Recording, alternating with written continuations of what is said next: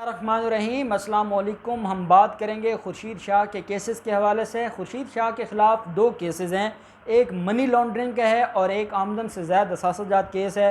ये दोनों केसेस 2012 में इसके ऊपर इंक्वायरी शुरू हुई थी और उस वक्त जो चेयरमैन नैब थे उन्होंने नैब अथॉरिटीज़ को ये हुक्म दिया था कि उनके ख़िलाफ़ का इंक्वायरी शुरू की जाए, लेकिन क्योंकि तब उनकी और उनके बाद में उनके दोस्तों की हुकूमत थी जो उनके जिनका आपस में मिसाक जमहूरियत था, वो बेसिकली मिसाक करप्शन था।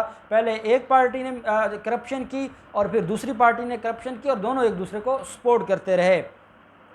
अब क्या होता है कि वो इंक्वायरी जहाँ थी वहीं रुक जाती है, उसके बाद दोबारा कार्रवाई शुरू होती है। लाहौर हाई कोर्ट हुक्म देता है, 2 रेफरेंसेस फ़ाइल हो जाते हैं और 2 रेफरेंसेस फ़ाइल होने के बाद जो मुलजिम है वो उसके ख़िलाफ़ जब कार्रवाई शुरू होती है तो उसको गिरफ़्तार कर लिया जाता है। जहाँ पर खुर्शीद शाह के ख़िलाफ़ केस था, वहीं पर खुर्शीद शाह के 2 बेटों के ख़िलाफ़, 2 बीवियों के ख़िलाफ़, एक दामाद के ख़िलाफ़ और बाकी जो उनके फ्रंट मैन थे उनके ख़िलाफ़ केसेस थे। और ये 17 लोग थे जिनके ख़िलाफ़ ये प्रोसीडिंग्स चल रही थी।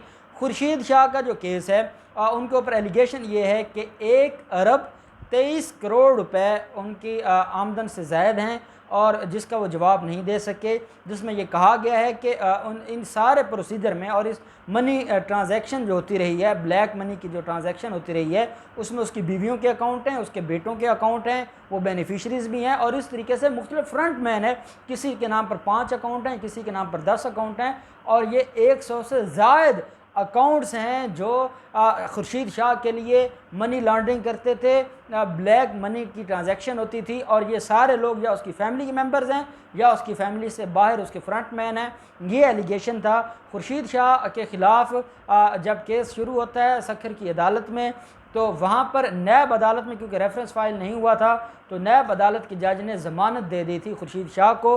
और ये मैंने आपको बताया था कि ये बड़ा अनोखा काम था कि नैब की अदालत ने, हालांकि नैब की अदालत के पास डिस्चार्ज करने का अख्तियार तो है, ज़मानत देने का अख्तियार नहीं है, क्योंकि ज़मानत का कोई कानून नैब में मौजूद नहीं है और इसलिए वो रिट जुरिस्डिक्शन में जाते हैं। आर्टिकल 199 के तहत जो रिट जुरिस्डिक्शन है उसके तहत हाई कोर्ट में जाकर वो दरख्वास्त फ़ाइल करते हैं और उसकी बुनियाद पर चाहे वो प्री अरेस्ट बेल हो या पोस्ट अरेस्ट बेल हो, वो रिट की सूरत में बेल ली जाती है।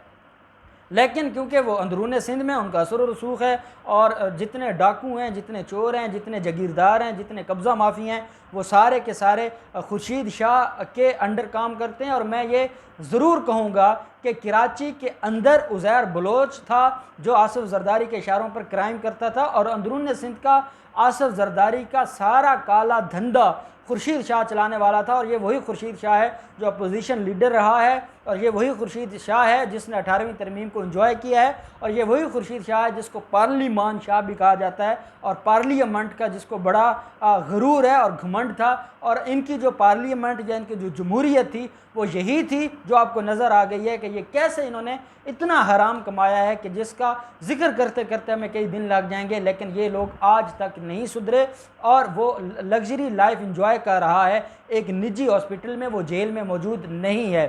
अब होता क्या है कि जब एहतसाब अदालत से उनकी ज़मानत हो जाती है तो जिस दिन उसके मुचलके साइन होने थे वो मुचलके साइन होने वाले दिन बदकिस्मती खुर्शीद शाह की कि वो जज मौजूद नहीं था जो एहतसाब अदालत के जज था। मुचलके साइन ना हुए, रोबकार जारी ना हुई और मुलजिम जेल से रिहा नहीं हुआ था कि इतने में नैब हुकाम ने बड़ी अक्लमंदी का फ़ैसला किया और नैब हुकाम ने उनकी दरख्वास्त ज़मानत को चैलेंज कर दिया सिंध हाई कोर्ट में।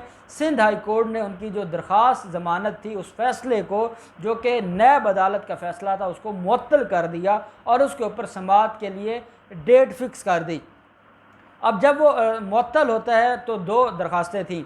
एक दरख्वास्त थी जो ज़मानत की दरख्वास्त थी खुर्शीद शाह की तरफ से, वो अलग सिंध हाई कोर्ट में पेंडिंग थी और एक जो दरख्वास्त फ़ाइल की गई थी नैब की तरफ से, उस ऑर्डर को चैलेंज किया गया था जिसमें एहतसाब अदालत ने उसको रिलीफ़ दिया था।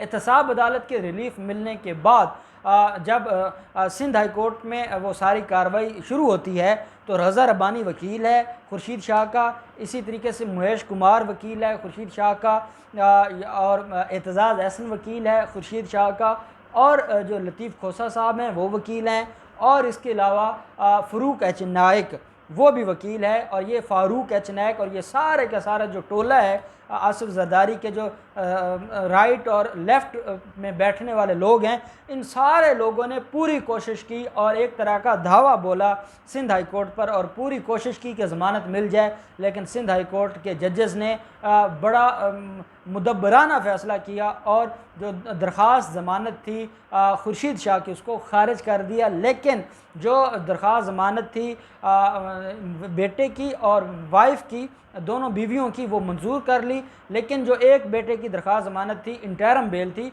वो भी खारिज कर दी गई थी सिंध हाई कोर्ट की तरफ से। खुर्शीद शाह की और उसके बेटे की, खुर्शीद शाह की पोस्ट अरेस्ट बेल थी और खुर्शीद शाह के बेटे की प्री अरेस्ट बेल थी, वो दोनों खारिज हो गई। उसके बाद जो उनकी वाइफ और उनकी फैमिली की दरख्वास्तें मंजूर हुई थी, जो ज़मानतें मंजूर हुई थी, उसके ख़िलाफ़ सिंध हाई कोर्ट के फ़ैसले के ख़िलाफ़ जो पार्टीज़ हैं, जो नैब अथॉरिटीज़ हैं, वो सुप्रीम कोर्ट पहुंच गए। और दूसरी तरफ जो मुल्ज़मान थे, उनका बेटा जो खुर्शीद शाह का बेटा था, वो अबूरी ज़मानत लेने के लिए पहुंच गया सुप्रीम कोर्ट में। और इसी तरीके से खुर्शीद शाह की भी दरख्वास्तें आ गईं और ये सारे का सारा मामला जो ज़मानतों का मामला है, ये सुप्रीम कोर्ट में पेंडिंग है खुर्शीद शाह और उसकी फ़ैमिली का और उसके 17 बाकी मुल्ज़मान का जो उनके साथ मौजूद हैं।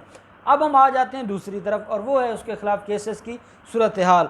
रेफरेंस फ़ाइल हो चुका है, फ़र्द जुर्म लग चुकी है और मुलज़म के ख़िलाफ़ कार्रवाई शुरू हो चुकी है और गवाहान बड़े मजबूत गवाह और बड़ी मेहनत की है नैब ने इस केस के ऊपर। और यही वजह है कि खुर्शीद शाह को रिलीफ नहीं मिल सका। खुर्शीद शाह को मायूसी का सामना करना पड़ रहा है हर तरफ से, चाहे वो आसिफ जरदारी की बेवफाई हो, क्योंकि आसिफ जरदारी ने मुंह मोड़ लिया है। आसिफ जरदारी ने जब कहीं पैचअप किया है या कहीं किसी के पाँव पकड़े हैं तो सिर्फ अपनी हद तक ही उसको रिलीफ मिला है और उसको ज़मानत मिली है। या अपनी बहन फरियाल तालपुर को आसिफ जरदारी ने रिलीफ दिलवा दिया है।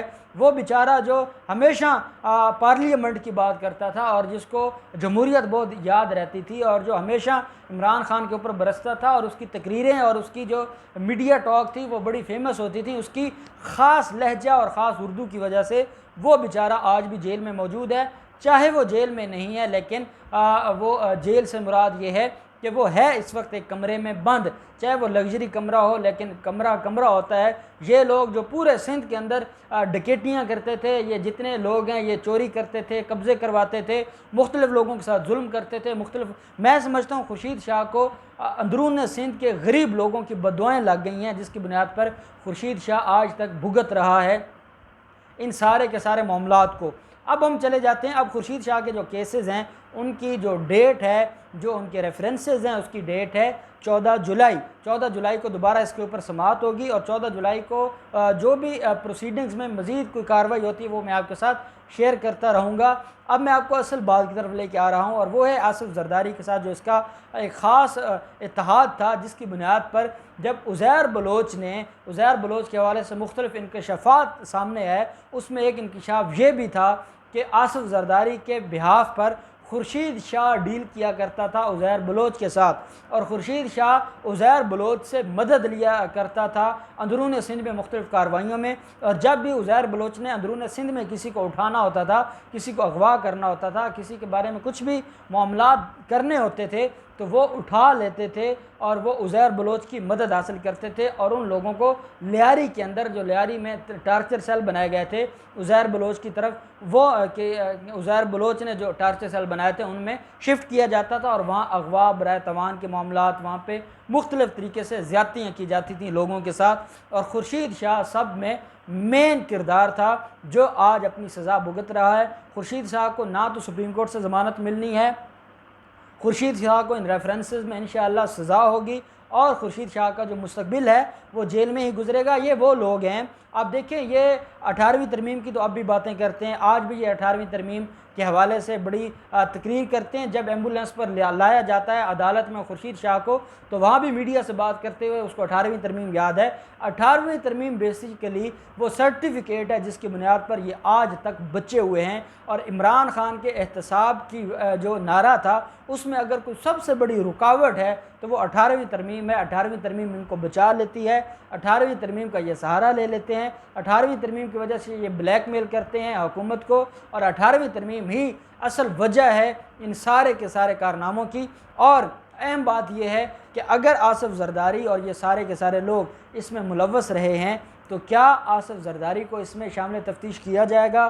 क्या आसिफ जरदारी डायरेक्टली या इनडायरेक्टली मुलव्वस था खुर्शीद शाह के कारनामों में, या खुर्शीद शाह ये जो जितनी हराम कमाता था इसमें से कितना हिस्सा आसिफ जरदारी के पास पहुंचता था, कितना हिस्सा ये सारे के सारे? आपको याद होगा जब 2014 में धरने चल रहे थे इमरान खान के और डॉक्टर तरुल कादरी के, उस वक्त सबसे ज़्यादा नवाज शरीफ को बचाने वाला वो खुर्शीद शाह था। और उस वक्त की जो तकरीरें थीं खुर्शीद शाह की, वो ऐसी तकरीरें थीं कि इंसान सुनकर परेशान हो जाता था कि यार ये वो लोग हैं जो शायद अमेरिका में भी इतने डेमोक्रेटिक लोग ना हों जितने पाकिस्तान को अल्लाह ने दिए हैं, और जितनी ये हमारे अपोजिशन जमहूरियत पसंद है, इतनी तो शायद जो यूरोपियन कंट्रीज़ हैं वहाँ भी जो जमहूरियत के बानी हैं शायद वो भी इतने जमहूरियत पसंद ना हों जितने जमहूरियत पसंद हमारे ये नाम नहाद चोर और करप्ट सियासतदान थे। लेकिन जब इनके ख़िलाफ़ केसेस बने, इनके ख़िलाफ़ कार्रवाइयाँ शुरू हुई, इनके ख़िलाफ़ नैब ने इंक्वायरियाँ शुरू की, नैब ने जब इनका कट्टा छटा खोला तो पूरी कौम को समझ आना शुरू हो गया कि ये इनकी जो जमहूरियत है वो जमहूरियत असल में ये है। और अगर 2012 को जो इनके केसेस इंक्वायरी शुरू हुई थी तब से इनके ख़िलाफ़ कार्रवाई शुरू हो गई होती तो कम अज़ कम 6 साल मज़ीद इनको ना मिलते बदमाशी करने के और लोगों के ऊपर जुल्म करने के और लोगों के माल को हथियाने के। लेकिन बदकिस्मती ये है कि क्योंकि उस वक्त इनकी फ्रेंडली अपोजिशन थी और मिसाक के करप्शन था इनका, इसलिए उनको किसी ने नहीं पूछा था और वो केसेस पेंडिंग होते होते आज इस मंतकी अंजाम तक पहुँचे हैं। अब देखते ये हैं कि सुप्रीम कोर्ट क्या इनकी जो फैमिलीज़ को ज़मानतें मिली हैं सिंध हाई कोर्ट की तरफ से उन फैसलों को सस्पेंड करके इनको दोबारा गिरफ़्तार करने का हुक्म जारी करती है। पहला सवाल बड़ा अहम है। दूसरा ये है कि जो खुर्शीद शाह की और खुर्शीद शाह के बेटे की दरख्वास्त ज़मानतें पेंडिंग हैं, क्या उनके ऊपर क्या फ़ैसला आता है, वो भी सारी चीज़ें जो कार्रवाई होगी हम आपके साथ शेयर करेंगे।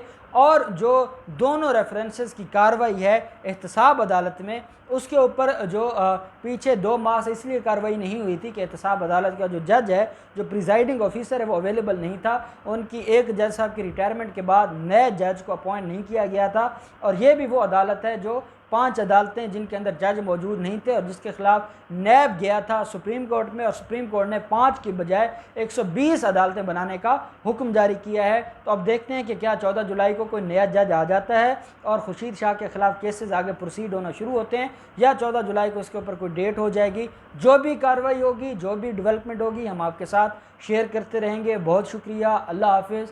पाकिस्तान जिंदाबाद।